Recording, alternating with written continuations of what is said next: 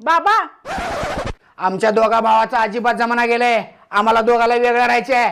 आत्ताच्या आत्ता घराची वाटणी करा. बरं झालं वाटणीचा विषय काढलास. आपल्या घरावर 8 लाख रुपये कर्ज आहे. 4 लाख रुपये तू आणि 4 लाख रुपये तू फेडायचं. तुमच्या बहिणीच्या लग्नाला 30 लाख रुपये खर्च येणार आहे. 15 लाख तू आणि 15 लाख तू घालायचंस. आणि तुम्हाला मला आणि तुमच्या आईला सांभाळायचं होत नसेल तर आम्हाला 20 लाख रुपये द्या. आम्ही बाहेर राहतो.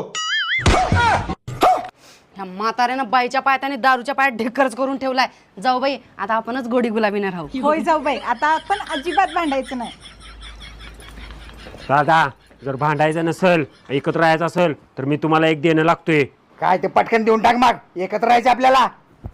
ठीक आहे, मगाशी मला मारलेलं मी देणं कोणाचं अजिबात ठेवत नाही.